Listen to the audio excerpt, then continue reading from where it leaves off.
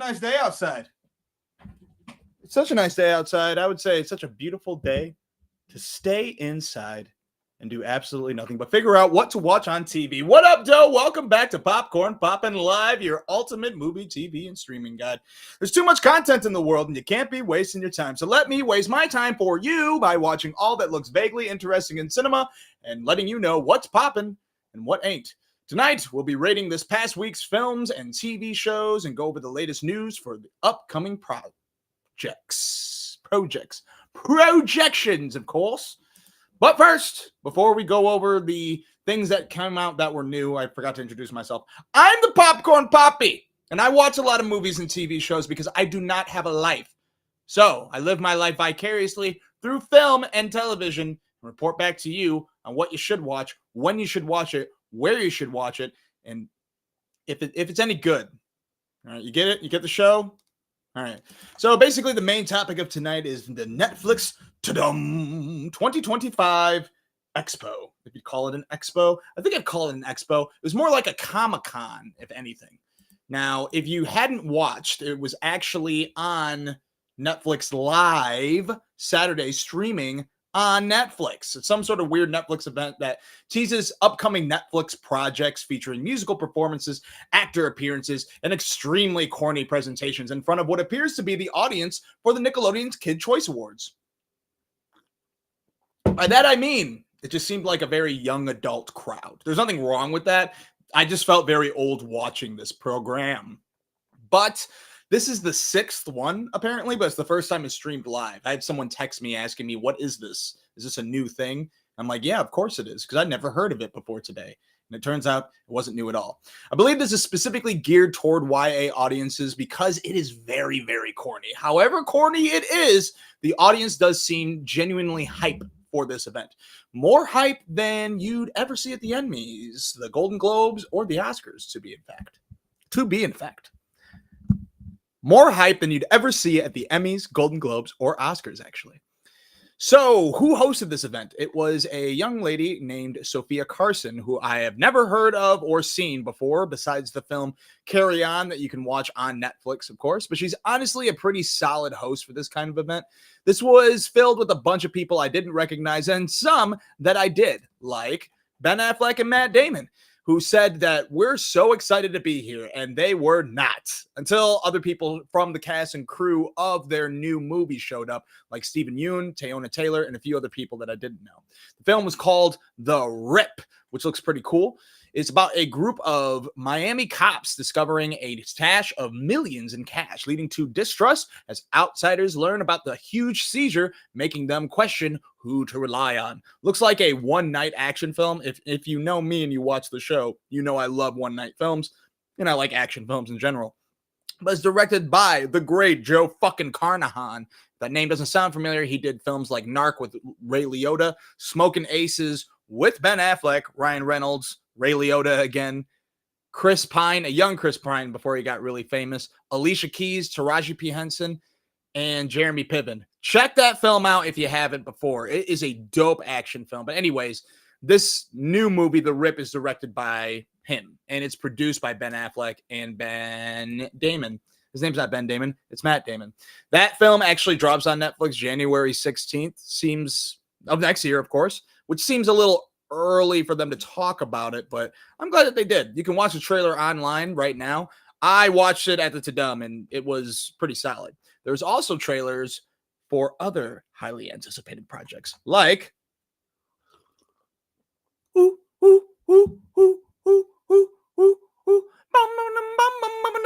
I can't do the theme, but you know, Squid Game's final season. And that is going to be dropping on Netflix June 27th. That's the final season. It won't be cut in two. It will be the whole final season on June 27th. And then they also gave us a little teaser for Frankenstein starring Oscar Isaac. And this isn't Mary Shelley's Frankenstein. This is Guillermo del Toro's Frankenstein. Guy who did Shape of Water, Pan's Labyrinth, the original Hellboys. You know the guy. This version looks pretty sick. It's got Mia Goth and Jacob Elordi. A lot of syllables in his last name. It's the huge 34-year-old looking dude on Euphoria playing the 17-year-old.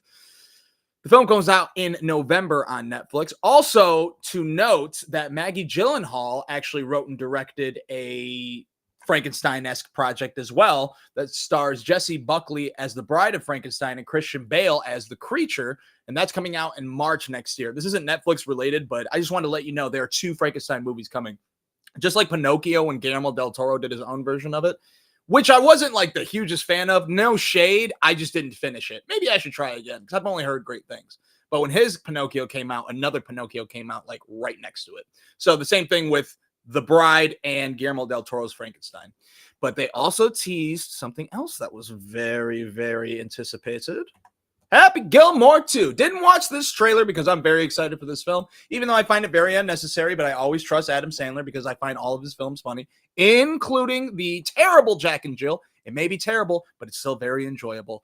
This is going to be coming out on Netflix July 25th, and the presentation in general was pretty cool because we got to look at some major updates. Like the biggest, well, maybe not the biggest because they didn't end with it, but this is the one I'm most excited for. Stranger Things final season. They announced when we're going to see it. Are you ready? Get your ears and pens and schedulers and tattoos ready. Volume 1, of course, they're going to split it in 3 parts, actually. Volume 1 drops November 26th. Volume 2 drops Christmas Day. And the series finale of Stranger Things is coming out New Year's Eve. What the hell are you talking about, Tony? Why are they picking 3 different release dates? I dig it, all right? I used to be a fan of binge watching, and then I got a little bit of a life. Making this show, living my life, and, living life. Living life requires you to not binge watch an entire season in one day. As fun as it may be, and as good as an excuse it is to just sit around and to do nothing, you gotta live a life. But also what makes a lot of fun when it comes to television and trying to figure out what's going to happen is talking with other people before the next episode comes out. So I think it's really cool that we get batches. I think batches are the way to go when it comes to releases. Let me know what you think. Would you rather binge watch an entire season, see 3 or 4 episodes at a time each week or each month, or weekly in general? No one likes weekly. I don't like weekly. That's not enough. Let's just do batches. We'll agree on batches. All right, you let me know. Okay. Again, I'm going to repeat that one more time. Volume 1 coming out November 26th. Volume 2 on Christmas Day, and the finale on New Year's Eve. I'm pretty excited. I don't know a soul personally that still watches Stranger Things. Everyone that I ask about it says, yeah, I watched some of it, but I quit. And I kind of understand, but I kind of don't. Even though this is a show that's definitely like what's the word? It is a salute to a bunch of those teen adventure movies like Goonies or E.T. or kind of like Close Encounters of the Third Kind, excuse me. It's got cool shit in it, and the show gets better and better. I think this final season is going to be dope. I think every episode after a while, or honestly since the beginning, is like its own self-contained film. But the cast and crew have said vehemently that this final season, every episode's like a movie. I know you got to say certain things to get other people to watch it, but I take it as good news. I'm very excited. So the presentation itself was pretty cool. They did show a trailer, but they also featured the cast taking a look at their favorite moments. And they showed some behind-the-scenes footage of past seasons, and it was kind of cool. Like when you see the Sadie girl, the redheaded chick in the cemetery levitates, and they're like, oh my God. Like it was cool seeing like the wires and everything because she was really fucking high up in the air, and it really was the actress. So I don't know. It was a lot of fun. Millie Bobby Brown couldn't make it, but because she was shooting Enola Holmes 3, which I know it seems weird. It seems weird every time I say it, even to me. But Enola Holmes 2 was the shit. I was shocked, but I'm excited for 3. Anyways, she showed some moments as well. And finally, the only thing worth mentioning at the Tudum was a little bit of Wednesday. We had some of the cast show up, like Jenna Ortega, and they showed some footage of the upcoming season. And it all ended with a Lady Gaga performance because she's in season 2. And the performance was all right, I think. I'm not a big Lady Gaga fan. I like some songs, but I think the show is perfect for her. And I guarantee you she's not playing as big of a role as everyone thinks she's going to play. I'd like it if she was playing like the main villain, though. that you hear about that Wednesday's trying to sort of, what's the word? Investigate, but you don't know what's going to happen. Anyways, all in all, it was a pretty cringy event, but I like the fun that it has. And its goal of having this sort of Comic-Con event for Netflix is very enticing. I think other streaming services can take note from it. You can watch it yourself on Netflix right now. Now we'll go to the comments after I fix this. This is driving me nuts. Okay.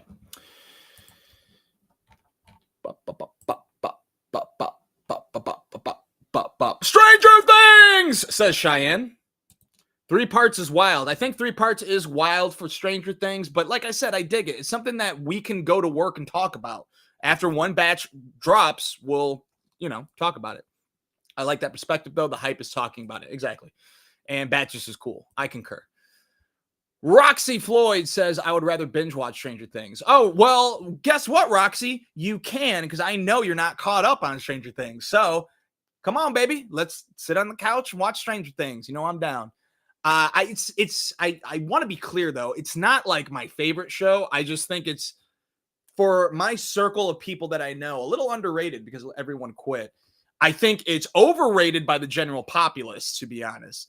Because people are like, it's the best. And like every new character that they introduce usually has I won't continue talking, but anyone that watches the show, you know exactly what I'm about to say. I'm not going to say it. But anyways, everyone falls in love with all the new characters. Why am I hating on love? It's a good show.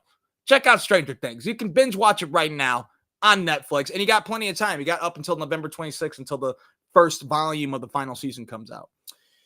But I do understand why people get a little upset because they're really used to full-on seasons releasing. In other news, the Harry Potter television series cast has been announced for the main 3. We do know such things like John Lithgow is playing Dumbledore and Nick Frost is playing Hagrid. But we have our Harry, Hermione, and Ron Weasley. Dominic McLaughlin is Harry Potter, Arabella Stanton as Hermione Granger, and Alistair Stout as Ron Weasley. Alistair Stout sounds like a Harry Potter character. No shade. Interesting name. Anyways, congratulations to these young whippersnappers. I doubt their lives are going to change as much as the 3 that we know. Let's see if I can remember their names. Emma Watson. Fuck. Daniel Radcliffe. What's Ron's name? I can't remember his name. Yes, I can. Damn it. What's his name? Ron Weasley. What's Ron Weasley's name? Crap. I like him too. He's a good actor. I don't want to look it up. Do you remember Ron Weasley's name? I don't want to look it up. I want to see if I can remember. Fuck. I have to look it up because it's going to drive me nuts. I told myself I wouldn't do that this season where I just randomly look up stuff. Oh, wow. I would have never gotten that. Let's see if anyone else got it. Roxy got it. It is Rupert Grint. Anyways, for editing purposes, for when I post this on the YouTube channel, congratulations to these 3 young whippersnappers. I doubt you'll be as famous as Daniel Radcliffe, Rupert Grint, whose name I always remembered and never forgot, and of course, Emma Watson. It's Emma Watson, right? I'm just going to say it is. Anyways, I'm very excited for them. I'm pretty excited for the show. I mean, I'm excited for it to happen because we'll get more in depth with the novels. I think if you got 7 books, you don't need 7 movies. You can 7 TV shows, 7 seasons is an interesting way to go. I think it'll be dope. Won't be better than the movies, though. Hopefully I'm proven wrong. In other news, True Detective's creator says, I have another story for Matthew McConaughey and Woody Harrelson to return. We've talked about it. I think the guys are open to it. As much as I want to see Rust and Marty come back, I don't want it at the same time. Let me explain. I don't want to risk ruining that season. If you don't know, True Detective is an anthological series that stars different casts in each season. Nick Palazzotto, I'm probably mispronouncing that, was the creator and showrunner of the first 3 seasons. The first season is universally known as the best season, and it starred McConaughey and Woody Harrelson. Now, I do love that season, and I think it was perfect. I would like to see these characters again, but I don't want to risk ruining it, you know? Also, who knows? Maybe he's just saying this because he hates North Country, the 4th season that he's not the showrunner of, and he wants HBO to take True Detective away from Issa Lopez because she's doing the next season, and he wants the show back. I did not like North Country. If you guys, is it North Country? I think I'm fucking getting that wrong. Wow, I am off my game today. Detective Night Country, excuse me, not North Country. That's a different movie. Anyways, I'm down for another season. Just don't fuck it up. I'd rather you leave it alone altogether. Having said all of these things, apparently McConaughey and Woody Harrelson's next project is together on a television series that's starring fictionalized versions of themselves. So I find that kind of interesting. They've been best friends for a pretty long time. Some say they might even be brothers in real life. In any case, I'm happy for them. In other very exciting news for this guy, if you don't know, now you know. David Fincher is one of my favorite directors. Quentin Tarantino is one of my favorite directors.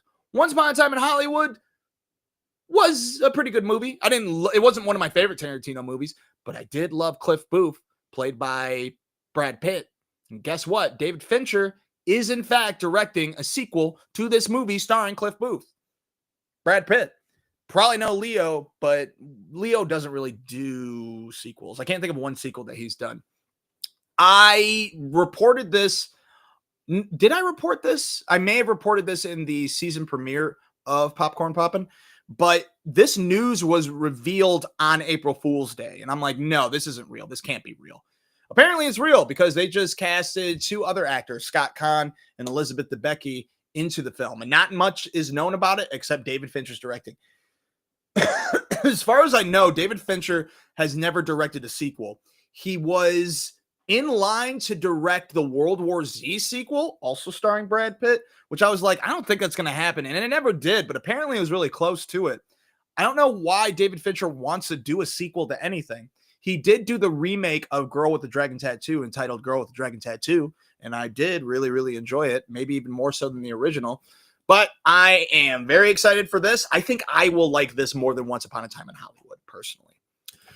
We also got some sneak peeks at other television show returns, like Gen V's Season 2, which is going to drop on September 17th. You can watch the teaser trailer online right now.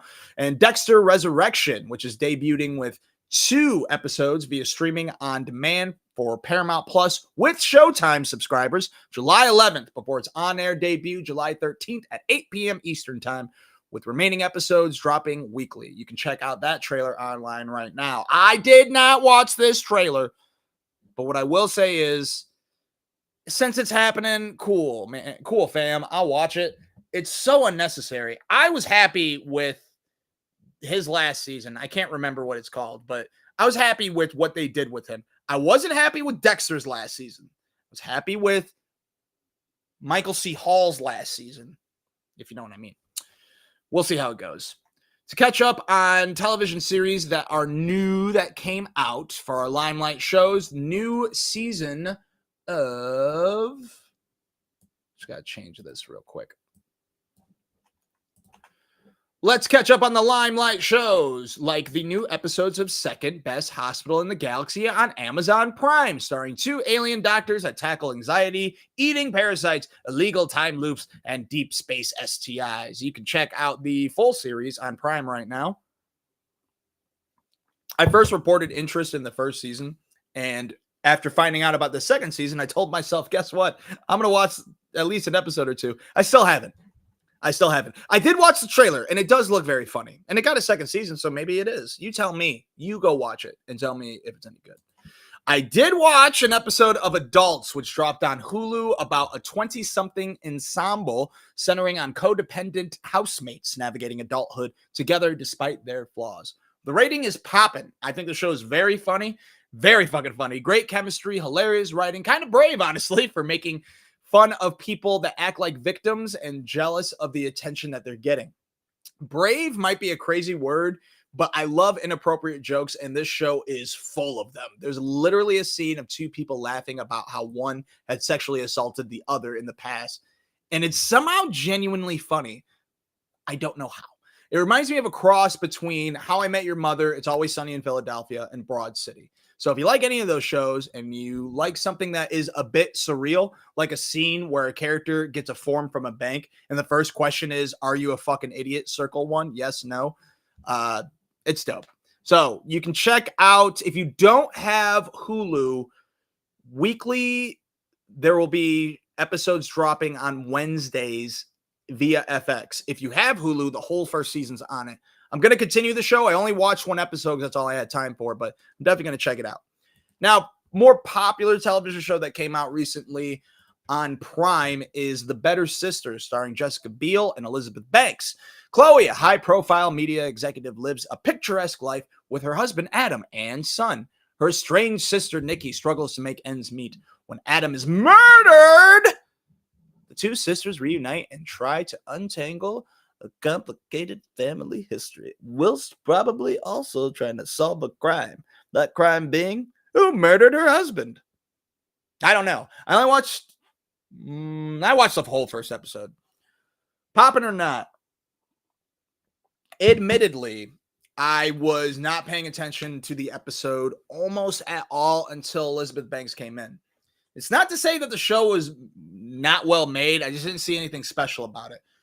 It follows Jessica Biel like the day of, or the days leading to the murder, and the murder happening, and like some investigation stuff. You don't even hear about Elizabeth Banks for a while. When you do, there's about like 15 minutes left of the episode, and it is unlike almost any character I've seen Elizabeth Banks do. This is not a comedy. I do see Elizabeth Banks able to drop comedic notes as the series progresses, but she is just as good at drama. I've seen her in drama before. She is a great actress, and she got my attention very quickly. And Jessica Biel's chemistry with her is fairly good as well. So I decided I will continue the show. I'll report back to let you know if it's worth watching. But I've noticed there's a lot of these like murder mystery shows coming out lately, and they all kind of seem similar. So all you need is really interesting characters to hold my attention. And so far, all I have is Elizabeth Banks. I love Jessica Biel. It's just the character she's playing is not that interesting to me. She's still good in it, though. So you be the judge and check out the whole series if you want on Prime right now. Other shows that I didn't watch that are new is Department Q, which is on Netflix, which stars a former top-rated detective, Carl, who is racked with guilt following an attack that left his partner paralyzed and another policeman dead. On his return to work, Carl is assigned to a cold case that will consume his life. The only reason I was interested in this is because Matthew Good is a good actor. That's how he got his name, probably. And it looks okay. And then the second half of the trailer happened, and I'm like, I don't know if I'm going to watch this. Once I hear anything positive about the show, then I'll report back to you and let you know if it's worth watching. But until then, I'm going to forecast this show as being fairly boring. And another show that I don't watch, but I am watching Sex and the City. Haven't watched a new episode. I haven't watched an episode in a long time, but Roxy got me into it.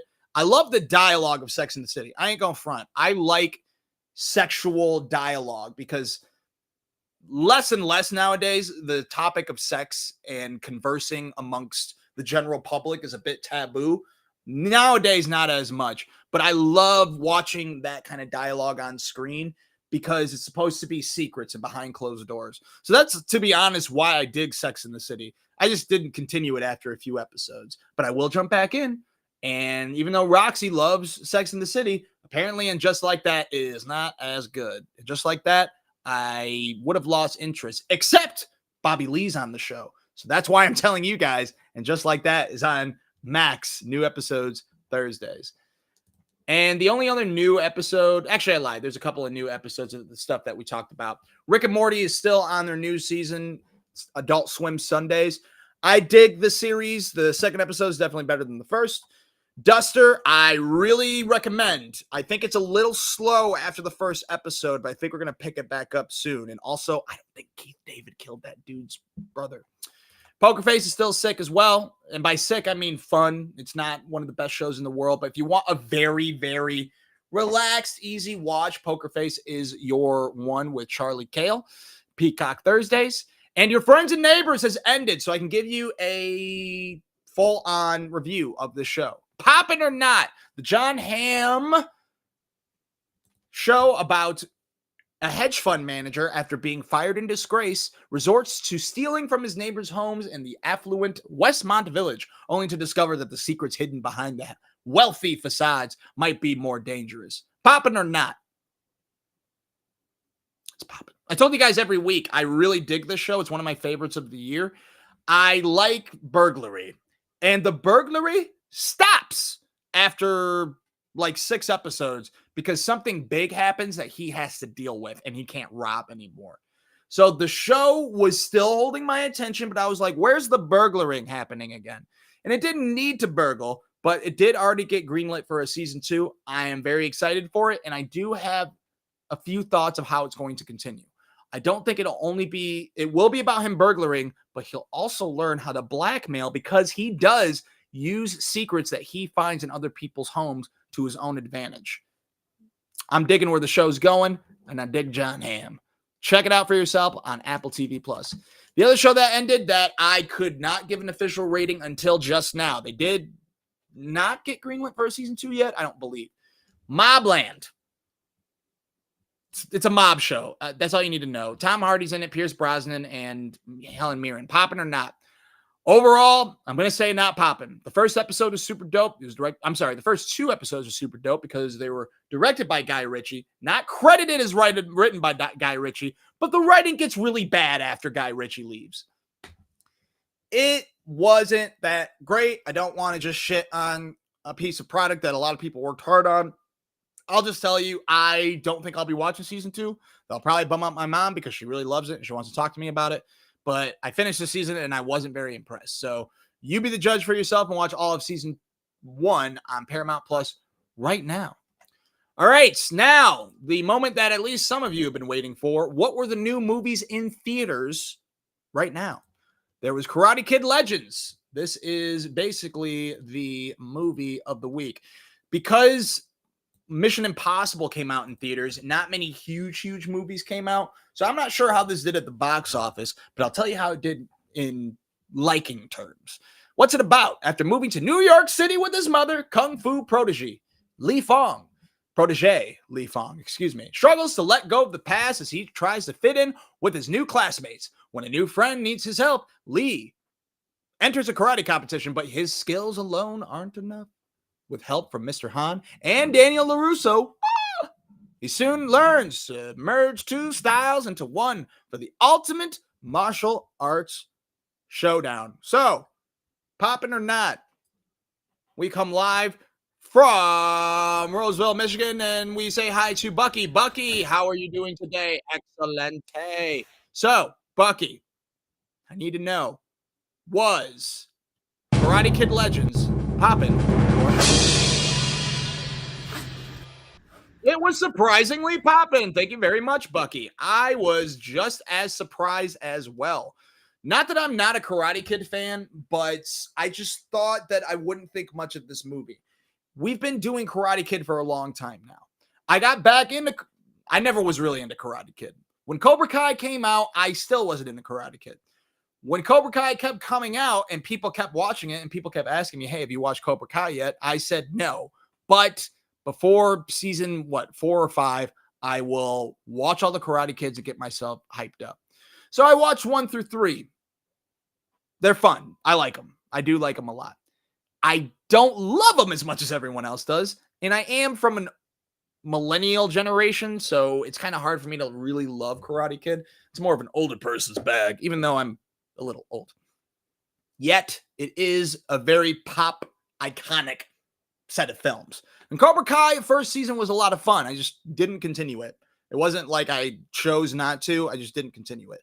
But I thought it was even more fun than the Karate Kids. And I thought it was really cool how you're going to make the villain sympathetic into the protagonist and make the protagonist kind of a bit of a dick too. So now we coming to, well, let's backtrack just a little bit. There was a requel with Jackie Chan and Jaden Smith called The Karate Kid, which was surprisingly good. I liked it, and I thought Jaden Smith was pretty good in it. Jackie Chan is good in everything, but Jackie Chan's a little boring in it. He's a depressed alcoholic who decides to teach a kid how to take a jacket on and off. So when I was walking into this, I had already seen the trailer. And the trailer seems much more serious, not very fun, and it's about Jackie Chan from Jaden Smith's Karate Kid along with Ralph Macchio's LaRusso from the original Karate Kids and Cobra Kai coming into one movie to teach a new protege. I was like, yo, I like the seriousness that this is going for, and the action fighting scenes look fairly well made. Then the movie turned on, and it was way not serious, and it was fun, and it was funny. It was funny, but it was a lot of fun. It was lighthearted. I think it's a perfect movie specifically to watch at home. You can watch it in theaters too. In fact, I would recommend watching it in theaters because the theater was a little more crowded than I thought it was going to be, and they definitely dug it, and it was fun. Let's start with the pros. So pros being Jackie Chan is way more fun than he was before. Not in any movie that he's ever been, but definitely one of the most fun characters that he's ever played.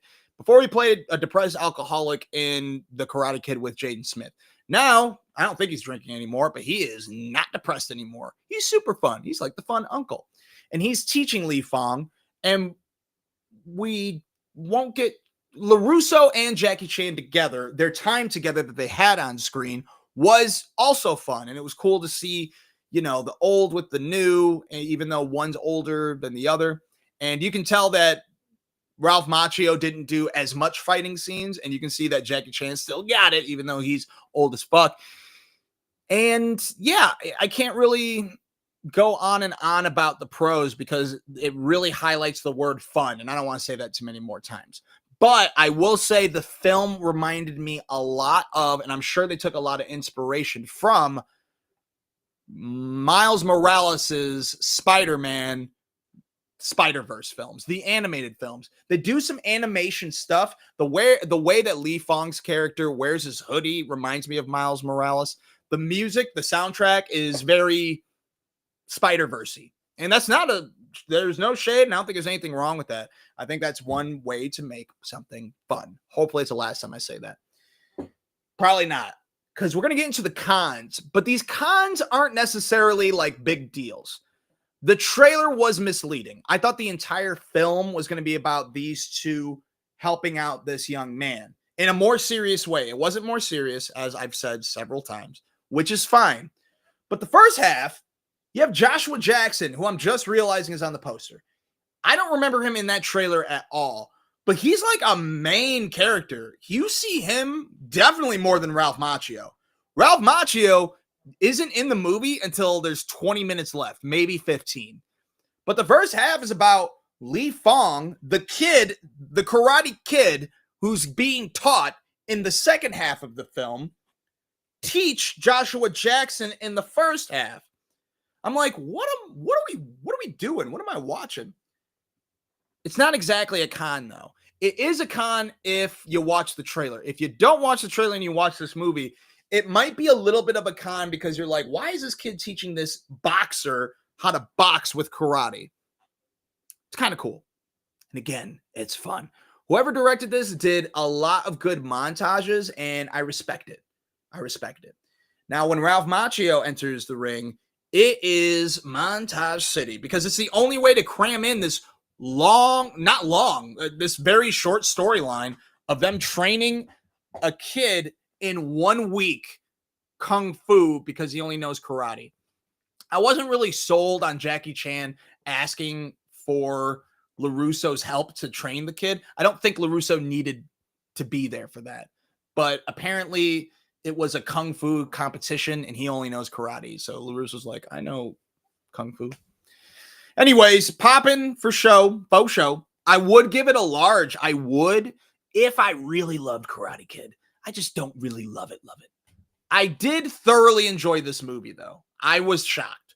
That whole Joshua Jackson shit, if it wasn't Joshua Jackson, it probably wouldn't work. Because Joshua Jackson is, for lack of a better word, charming on screen.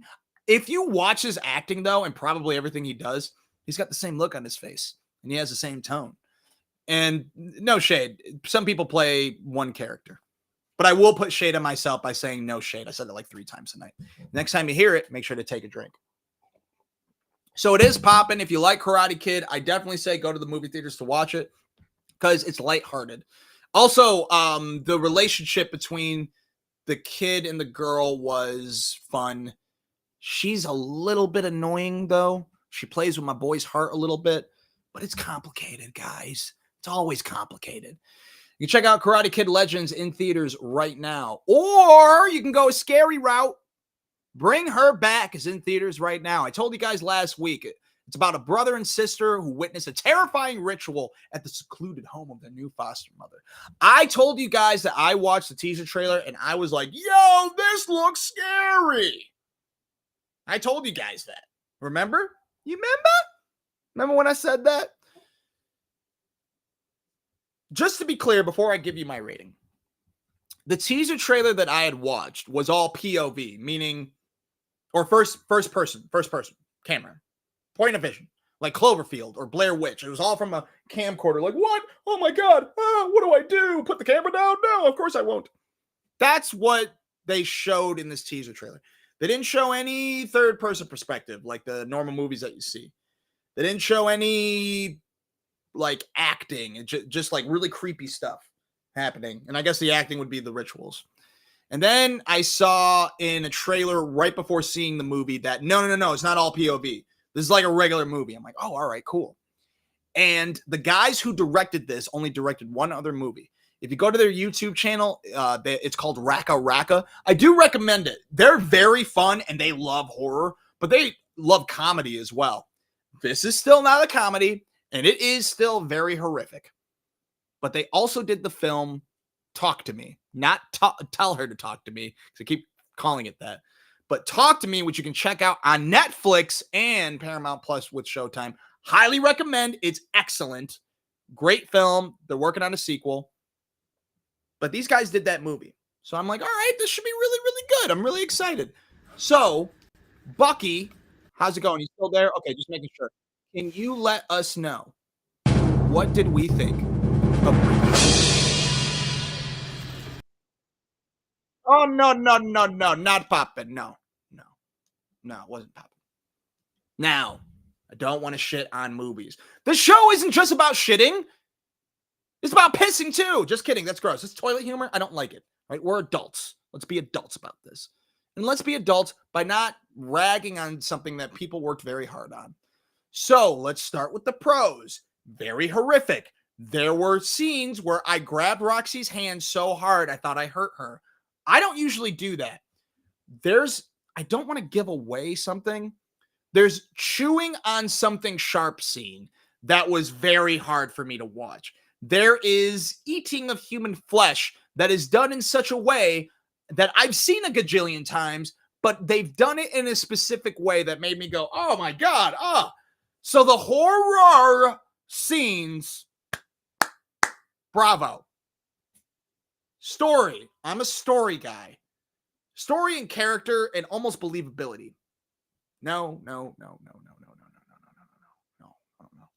The main kids, there's a young girl that's got to be like 13. She's not that young. She plays a partially blind person. And the older brother, who's 17, who's the most chill 17-year-old that never freaks out when he should, especially in situations like this. They're in the movie and they just make decisions that really drive you nuts. And I know that's what horror is all about. But when you watch this, you're like, what? Run! Call the police! Call the police! I know as a man of color, you shouldn't always call the police. But these are white people. Call the police, white people.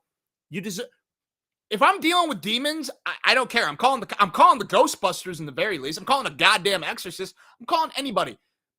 These kids are going through foster care. That's all I'll say like that. So they go to the foster care place when they know this kid is getting fucked up. Like, yo, you got to go to this house. This girl kidnapped this kid. And they're like, oh, but she's worked here for years. She can't do that. That's my Australian, by the way. Let me know in the comments how much you like my Australian. We can't do that. She's such a good worker. You know what? You're a bad kid. we're gonna kick you out of there. You're never gonna see your sister again. Please come with. You got to come with me. I can't do a guy doing an Australian accent. You got to come with me to the place. All right, well, I'll go with you, but I guarantee nothing's wrong. There's something wrong. Bring cops with you. You don't see police until the very end of the movie when they should have been called when a 17-year-old of sound mind and body tells you, yo, my foster parent kidnapped a kid. Well, I guess we go check it out. Don't you ever do visits? This scene happened. Don't you ever do visits? No. She's worked here for 20 years. She's such a sweetheart. Fucking do your job. What the hell?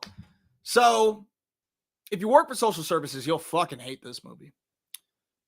And if you love horror, I do think you will like it. Another pro is Sally Hawkins, who plays the batshit crazy foster mother. A batshit crazy foster mother who does have one goal, and that goal is getting your child, bringing your child back. I was totally sold for sure. She's annoying in it, but she does the job well. Like, she does the job as you're supposed to do. So there are some positives with it. I would if you were to ask me, should I see this movie in theaters? I'd say no. I would say if you like horror, check out the movie. I think you'll definitely enjoy the violence of it. But you're going to expect to see a demon the whole time, and you're seeing these home videos that aren't fully explained, and it's very frustrating. There's a lot that happens in this movie where you're like, I don't understand this. When in Talk to Me, I think that they left a lot unexplained, but you didn't need the unexplained explained.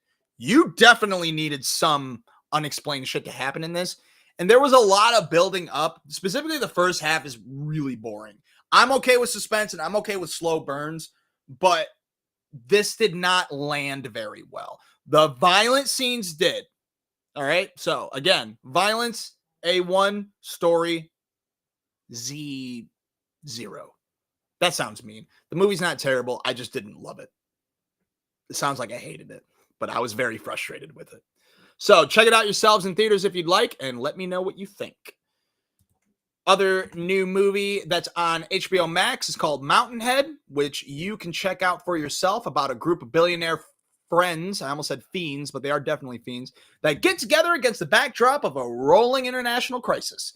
Jesse Armstrong, the guy who created and I believe show ran Succession, did this movie that stars Steve Carell, Rami Youssef, Jason Schwartzman, and that one dude who played Chevy Chase in Saturday Night, basically doing a film version of Succession, but with none of the Succession characters.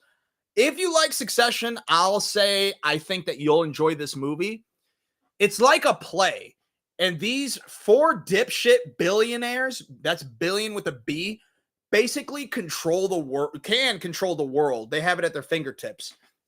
And one guy releases an AI that's spreading out so much misinformation where people like you and me can spread something online using AI saying, hey, Yemen is attacking Argentina, and Argentina government might think it's so real that they decide to attack Yemen when Yemen's like, yo, what the fuck? We didn't do anything.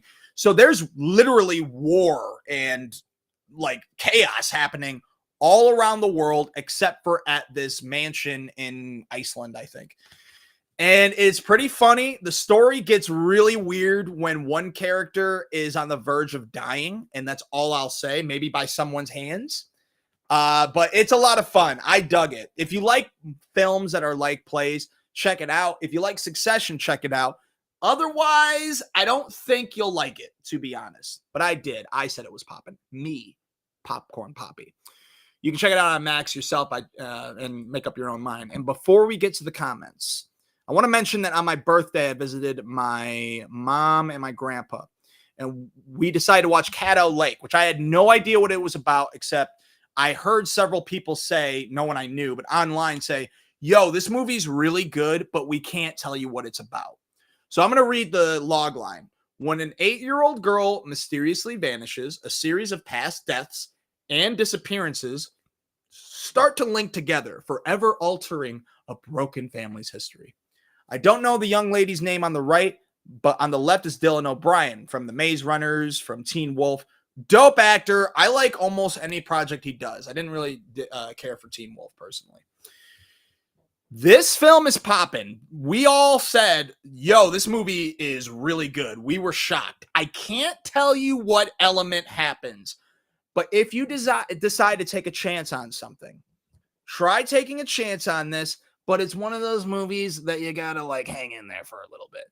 It's going to take you about 20 minutes for you to realize there's another element in this movie where I have no idea where this is going. I don't know if I like it, but I don't know. When the element is full on revealed, then it's a mystery of trying to figure out how this is possible and what's going on. It's a lot of fun. Check it out on Max. I really, really dig it.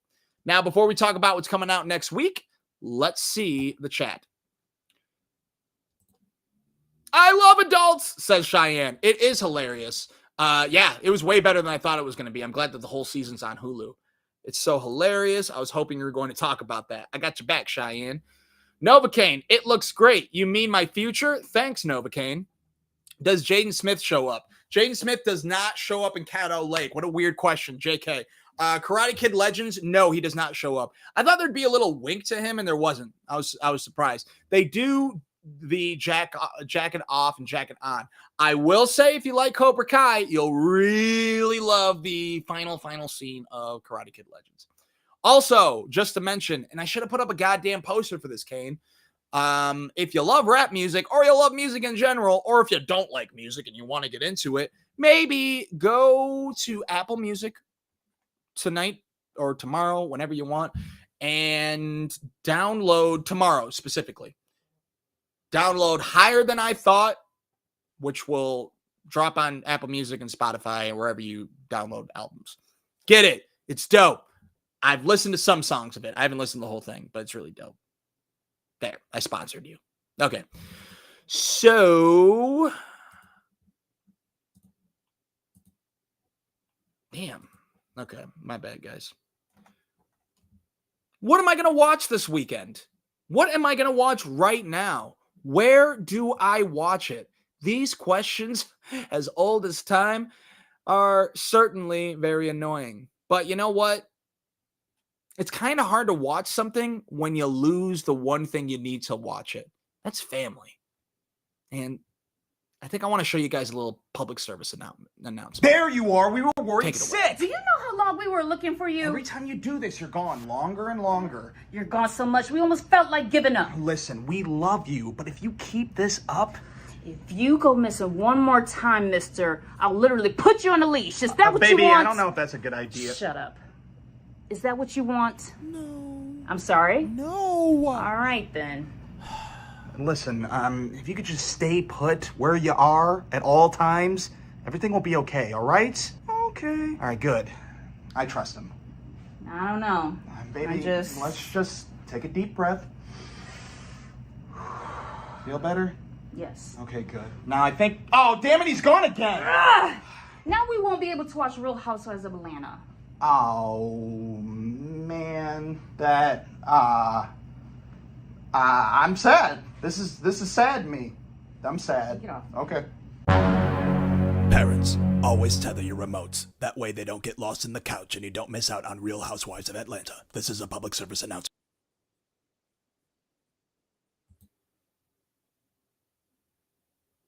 Don't you hate losing your remote? It sucks! That was it. I just want to make sure you guys don't lose your remote. That was it. All right, so what is there to watch this weekend? You have a few options. Where to go? I can help you so. Will it look good? I can help you so. Like what? I'll tell you. Ballerina, John Wick story, is an upcoming American action thriller. That is the 5th film of the John Wick franchise, serving as a spin-off set between the events of John Wick Chapter 3, Parabellum, and John Wick Chapter 4. It stars Ana de Armas as the ballerina, and it is directed by Len Wiseman, who did the Underworlds, Live Free and Die Hard, and Total Recall. Those last two aren't that great, but he did do...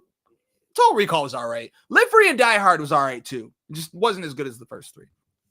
This movie, I think, is a little up his alley because he is good at action. And we are going to get John Wick's return. I'm not really spoiling anything from you because it's in all the posters. And I don't think you needed to do that, but it's okay. I forecast this to pop, but I will tell you, I've been rewatching the John Wicks in preparation for this film. And if there's one thing I'm going to be looking out for, it is how do bad guys fight? We know that John Wick can whoop ass, but usually it's an army of people that run at him with a knife when he's got a gun and shoot him in the head like, oh, I'm dead. I shouldn't have ran towards you. And I get you want to have waves of people trying to destroy our protagonists. And of course they can't succeed. But the later movies is where like, oh, any goon is difficult to fight. They will land some punches. So as long as if they follow that and she gets into some trouble and like she can get out of it, then I think it'll be fine. I do like Ana de Armas. I will tell you one thing. There is one qualm I have with the spinoff. I'm cool with you guys having spinoffs, but if there's one female character I wanted to spin off from this movie, it's Halle Berry's character from Parabellum. She was awesome. Who doesn't love dogs? Who doesn't love Halle Berry?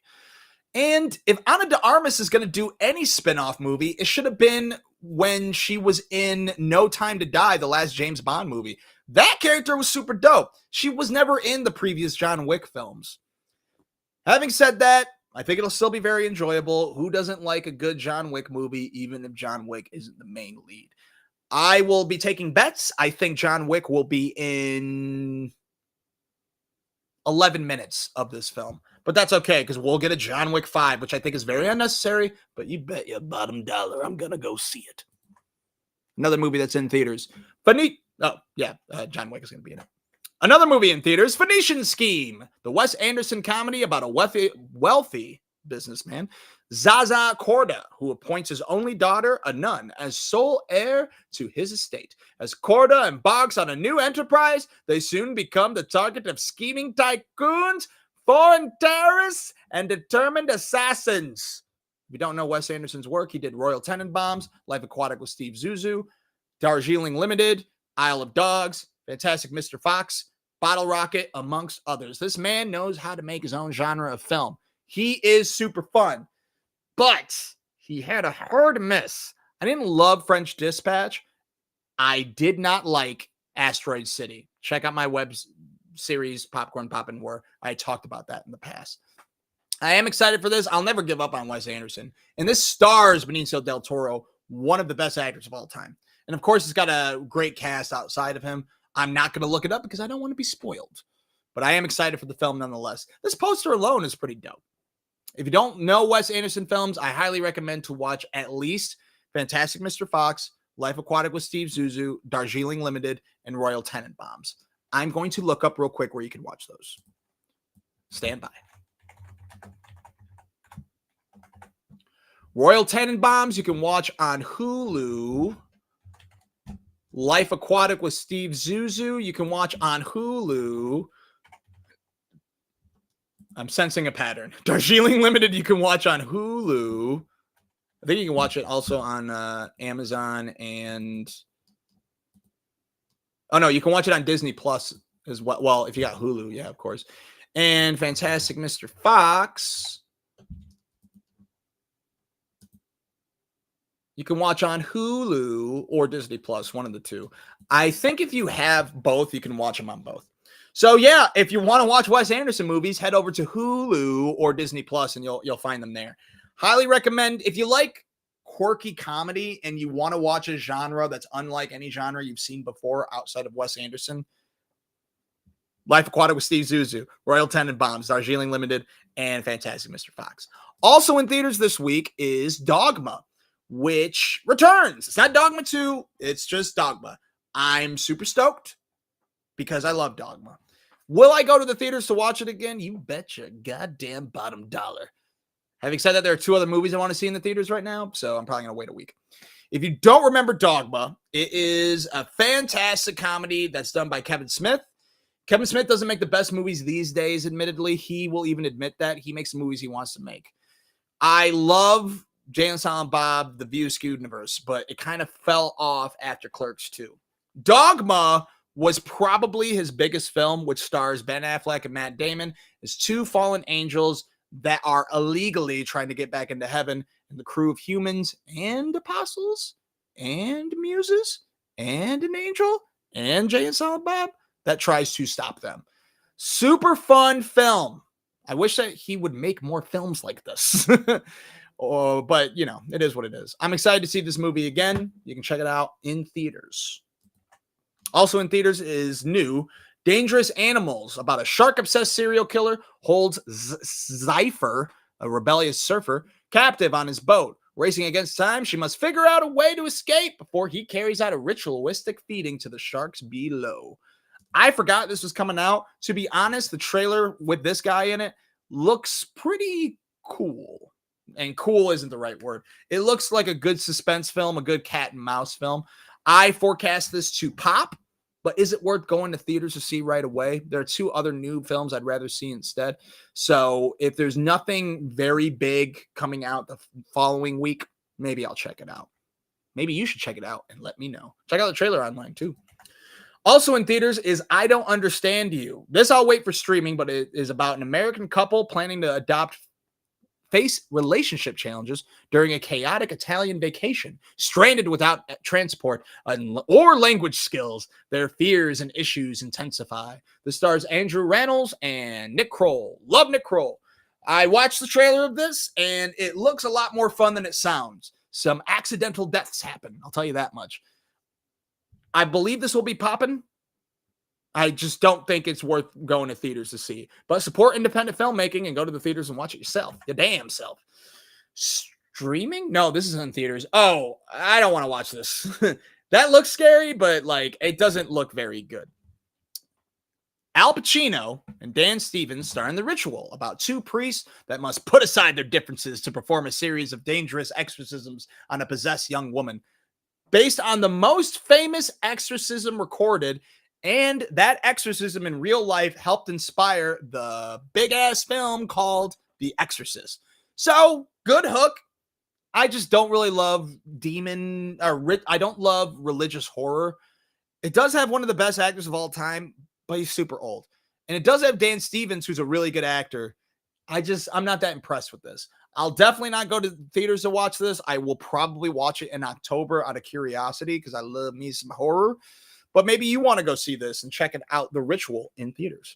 If you're looking for something on streaming, you can check out Tyler Perry's Straw, starring Taraji P. Henson as a single mother who navigates a series of unfortunate events, leading her down a path unforeseen where she becomes embroiled in a situation she never envisioned, finding herself at the center of suspicion in a different world. It's basically John Q starring Taraji P. Henson. That's what I took away from the trailer. I love Taraji. Tyler Perry's really hit or miss for me, but I did dig. I forgot what that movie's called. Sorry, guys. I did dig 688. So even though Tyler Perry's hit or miss, maybe this is another hit for him. So check it out. It's going to be on Netflix now. And by now, I mean Friday.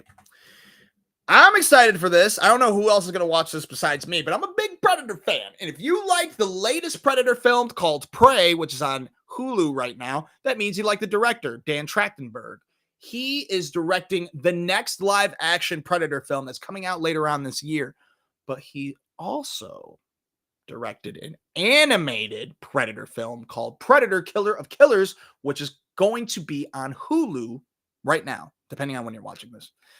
It's about a Viking raider, a ninja in feudal Japan, and a World War II pilot that encounter a fierce intergalactic hunter. What? I didn't watch the trailer, but it's out right now. I'm excited. Let's watch this on Hulu. Now, on the television side of things, a lot of shit's coming out next week. Don't worry, we're almost done. Stick, starring Owen Wilson. That's right, Owen Wilson starred in his own television series on Apple TV+. New episodes on Wednesdays revolve around an over-the-hill ex-golfer fired from his job sees hope in coaching a troubled teen protege after his wife leaves him, staking his future on the youth's success. This stars Owen Wilson and Mark Maron. I love Mark Maron. Great comedian. Also a decent actor. If you haven't seen Glow, watch it. It got canceled, but it's still totally worth watching on Netflix. Actually, I should mention Mark Maron announced today that he's ending his WTF podcast. He's like, when we did podcasts, no one was doing podcasts. Now everyone's doing it. We're burnt out. We're done. Lean into acting, Mark. I think you're a good one. So check out Stick on Apple TV Plus Wednesdays. I know I will. The new season of Tires, which stars Shane Gillis in a series about a man that inherits his father's auto repair chain and tries to turn it all around despite torture from his cousin and now employee Shane.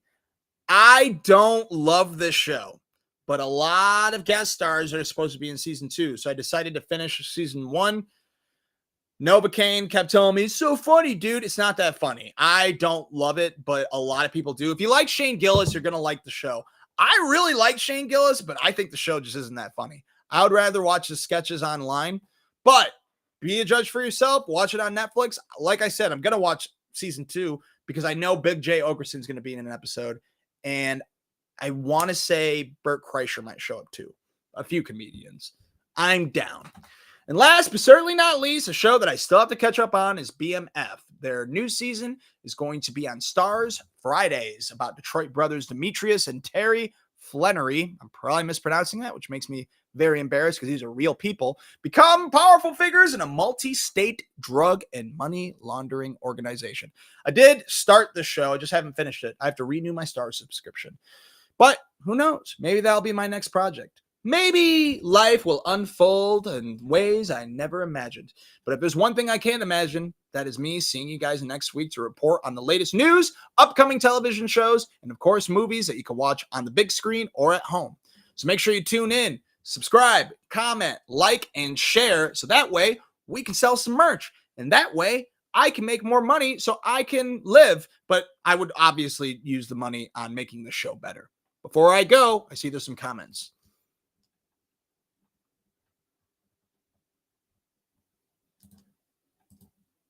Great skit. Laugh my ass off. Thank you. Props to the lovely Roxy Hart. Thank you very much. It was a lot of fun shooting that sketch, and I hope you liked it too. Make sure you share that. I'll be posting that tomorrow or the next day. So, yeah. And if you don't know, Roxy is going to be a big star. She's going places. You'll see. You may see more of her on this channel. You probably will. Actually, you will see her in a very good short film coming out later on this year. All right, guys. Thank you very much for tuning in. I really appreciate it. Like I said, please comment, please share, please like.